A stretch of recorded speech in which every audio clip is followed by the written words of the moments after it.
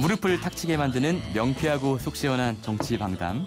오늘도 무릎탁 도사 박지원 의원 제 옆에 나와 계십니다. 어서 오십시오. 무릎 탁 치겠습니다. 앞에서 우리 박용진 의원 나왔는데 잘하죠, 박용진 의원? 아주 잘해요. 예. 방송도 잘하지만 의정 활동을 잘하고 예. 굉장히 정의로운 친구인데 예. 옛날에는 제 네. 거기까지만 하겠습니다. 아 근데 앞부분에 그 방송이 좀 나간 것 같아요 지금. 예.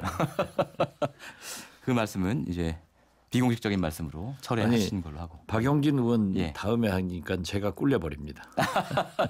아닙니다. 또 이제 청취자들 절대 가지 말고 계속 들으세요. 또 이제 박용진 의원은 지금 열심히 현장에서 뛰고 있는 젊은 의원이고 우리 박지원 의원께서는 지혜와 통찰을 가지신 의원이니까. 저도 열심히 뜁니다. 아, 300명 국회의원 중 저만큼 복잡하게 살고 돌아다니는 사람 없습니다. 알겠습니다. 열심히 뛰고 계시고 통찰력도 가지고 계신 박지원 의원께 오늘 여쭤볼 게 여러 가지 있는데요. 오늘도 보이는 라디오와 유튜브로 함께하고 있으니까요. 우리 박지원 의원 보러 많이 들어와 주십시오. 이거부터 좀 여쭤봐야 될 것 같아요. 다른 라디오에서 내년 총선에서 친박 신당이 최소한 20석 얻을 것이다. 그래서 교섭단체가 될 거다라고 하셨잖아요. 예. 근데 이게 정말 그렇게 보고 계시는 거예요? 아니면은 그런 바램을 담아서 지금 말씀하시는 겁니까? 박근혜는 존재 그 자체가 정치입니다. 과거 삼김이 어떠한 누구도 예. 특정한 지역에 데려서 이 사람 당선시켜달라 하면은 당선시켜 줬습니다. 예. 유일하게 지금 남아있는 생존자는 박근혜. 그렇기 때문에 박근혜는 TK, 충청권, 예. 영남권에서 그런 영향력이 있고 예. 더욱이 패스트트랙이 통과된다고 하면은 네.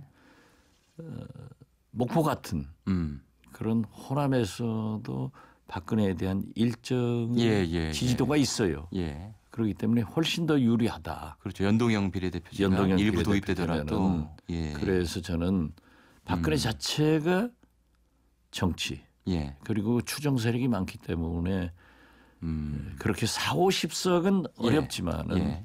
최소한 20석을 넘겨서 원내 교섭단체는 구성할 것이다.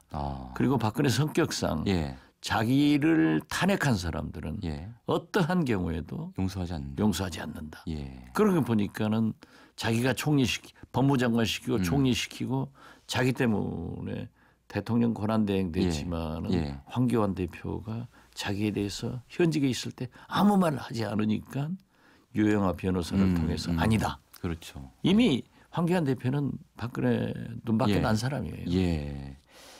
자 그렇다면 이거 총선 뒤에 이제 20석 구성을 할 것이다라는 예상이신데 그럼 이제 총선 전에도 상당한 의원들이 자유한국당을 탈당해서 그쪽으로 갈 거다라고 보시는 거잖아요. 저는 그렇게 봅니다. 예. 왜냐하면 누가 갈 것 같아요? 아무래도 공천 파동이 있을 거고 그게 이제 친박들을 잘라내기 때문에 자동적으로 가고 총선 전에 그러한 숫자는 채워질 것이다. 그렇게 봅니다.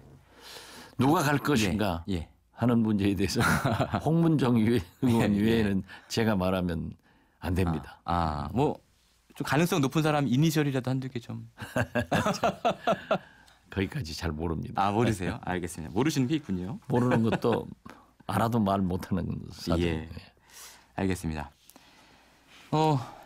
윤석열 검찰총장 이야기를 좀 해봐야 될 것 같은데요. 왜냐하면 우리 무릎탁 도사께서 이것도 이미 예언을 해서 그 예언이 적중이 됐지 않습니까? 그건 제가 예언 적중한 게 아니라 되게 상식을 가진 분들은 다 차기 총장은 윤석열이다. 이렇게 결정돼 있었습니다. 그렇습니까? 예. 문재인 대통령으로서는 촛불혁명의 산물로 이 검찰 개혁 그리고 적폐청산 또 윤석열 총장이 임명되면은 검찰 내 인적 청산이 될 겁니다. 그래서 검찰 개혁과 적폐청산, 검찰 내 인적 청산을 위해서 윤석열 후보를 택했다. 이렇게 생각합니다. 자, 그러면 자유한국당에서는 이런 입장이란 말이에요. 지금 국회 등원 계획은 없는데 인사청문회는 할 것처럼 지금 얘기를 하고 있어요. 어제도 제가 예. 그 우연히 예. 나경원 원내대표와 조우를 해서 예. 한참 동안 얘기를 나눴어요. 예. 얘기를 길게 한다고 해서 아니고 예. 뭐 나경원 대표나 저나 예. 1인분 얘기하면은 모든 걸 다 알아요. 그런데 나경원 대표는 굉장히 국회로 들어오려고 구실을 찾고 있는 거예요. 명분을 찾고 있군요. 예. 그래서 이인영 대표를 만나서 예. 그렇다면 한국당이 추진하는 몇 가지 법안이라도 예. 통과시켜 준다는 보장을 좀 해달라. 예. 그런데 그 법안 내용에 대해서는 예. 제가 구체적으로 모르지만 예. 몇 개 요구한 게 있군요. 지금 네, 법안에 대해서. 이인영 민주당 대표로서는 예. 좀 곤란한 것 같아요. 또 그걸 말 안 해준다. 예. 그래서 저도 돌아와라. 예. 지는 사람이 이기는 거다. 그런데 윤석열 검찰총장 좋잖아요. 네. 구실 명분으로서 잡고 돌아와야죠. 예. 한국당에서는 반대하는데 예. 국회에 돌아와서 청문회를 하면서 지적을 해야 윤석열 총장 후보자가 답변하지. 예. 돌아다니면서 광화문에서 대구에서 이포보에서 네. 소리 질러봐야 윤석열 후보자가 답변 안 합니다. 예. 정당한 길을 두고 왜 돌아가요? 그리고 이제 국회 돌아올 때 됐어요. 예. 어쨌든 이 문제 윤석열 검찰총장 문제로 자유한국당이 국회로 돌아올 가능성이 높다.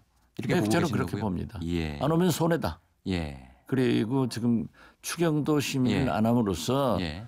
경제 실패를 정부에서나 민주당에서 한국당이 안 해주니까 안 된다. 또 실제로 국민들도 피부로 그래도 추경이라도 해서 좀 경제가 나아지면 예. 오늘 또 2.7% 성장치를 IMF든가요? 예. 2.4%로 내렸더라고요. 계속 내리고 있습니다. 예, 여러 계속 기관들이. 내리고 있죠. 예. 뭐 저도 일부 보도에 의하면은 예. 2%까지 내려갈 것이다. 예. 이 책임을 문재인 정부가 가지고 있는데 추경에 협조 안 함으로써 예. 지금 국민들은 한국당 때문에 경제가 나쁘다. 이렇게 생각해요. 예. 그렇기 바보들이죠. 때문에 알겠습니다. 이 검찰총장 후보자 맞추셨는데요. 그 다음에 지금 관심이 가는 문제가 그럼 서울중앙지검장 지금 윤석열 총장 후보자가 앉아 있는 자리죠. 이 자리엔 또 누가 갈까?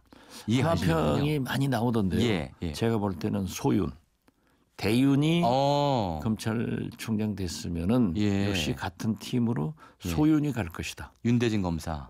윤대진 현 법무부 검찰국장. 예. 그렇게 뭔가 확신을 갖고 말씀하시는 것 같은데 예측입니까? 취재의 결과입니까? 보스. 둘 다. 그런 얘기가 이미 나오고 있군요. 그런데 되게 그렇게 나오면은 저기까지 이렇게 들리면은 되게 그렇게 되더라고요.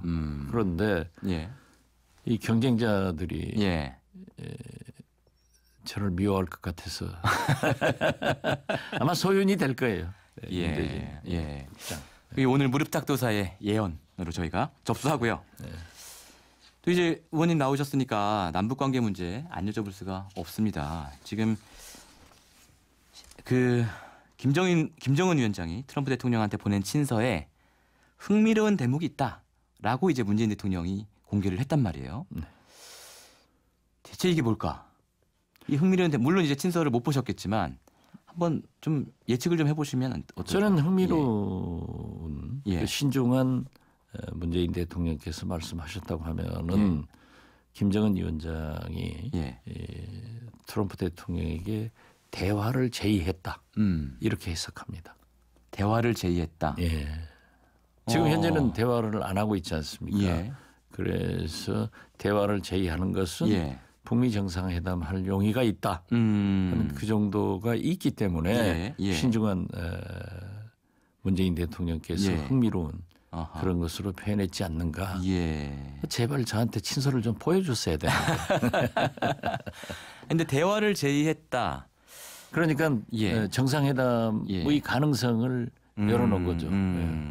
지금 다 막혀 있으니까. 김정은 위원장은 12월까지 보겠다라고 했는데 그 대화, 북미 정상회담의 가능성이 빨라졌다.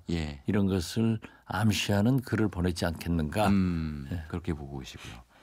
근데 또 이 와중에 큰 변수가 생겼습니다. 시진핑 주석이 방북을 하기로 결정을 했단 말이에요. G20 전에 그것도요. 이거는 어떻게 봐야 됩니까? 이 문제. 저는 여러 가지 측면에서 볼 수 예. 있지만은 굉장히 남북 북미 간에 유리한 방향으로 될 것이다. 저는 그렇게 좋은 봅니다. 방향으로요. 예.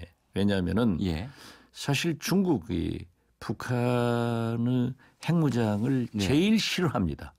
왜냐하면 만약 북한이 핵무장을 한다 하면은 대한민국, 일본, 대만, 그래서 동북아시아는 핵 창고가 되는 거예요. 아하. 지금 현재는 중국만 핵 보유국이기 때문에 큰 소리 치는데 만약 대만이, 일본이 우리나라가 핵무장 금방 할 수 있는 우리 기술력 가지고 있어요. 그렇죠. 그렇기 때문에 굉장히 그 비핵화를 요구하는 거예요.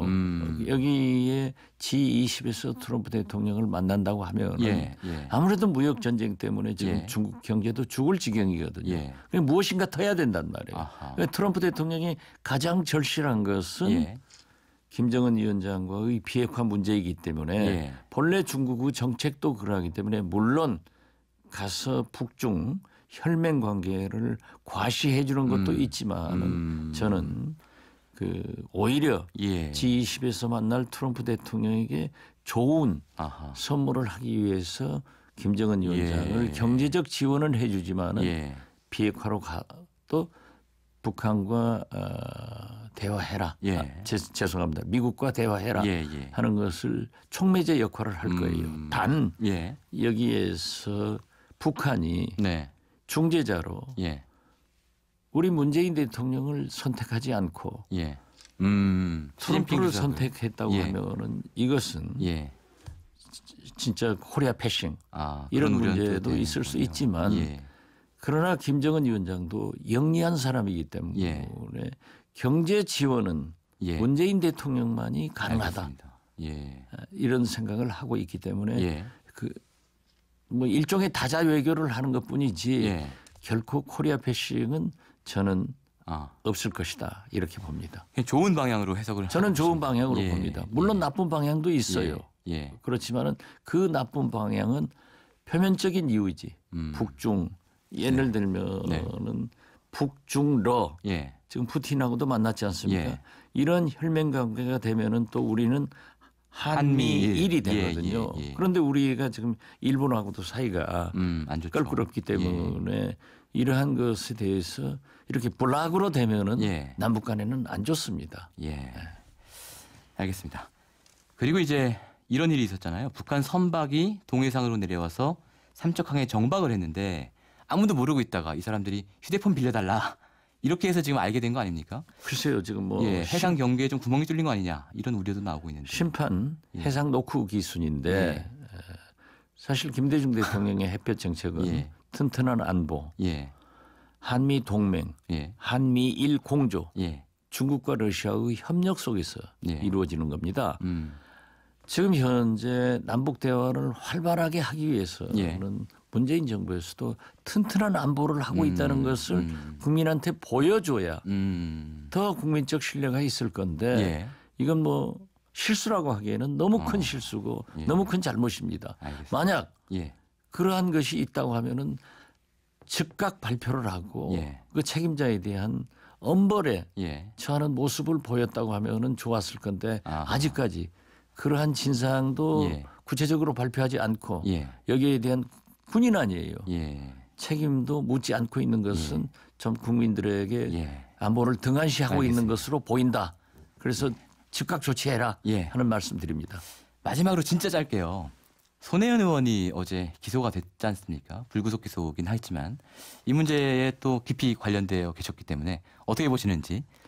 목포는 울고 있습니다. 아무 사업이 안 돼요. 그 후로. 그렇기 때문에 우선 정부에서 사업을 좀 계속해달라고 하고 손혜원은 재판받으면 된다. 알겠습니다.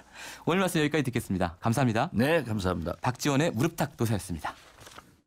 평일 아침 7시 20분 시민보의 시선집중.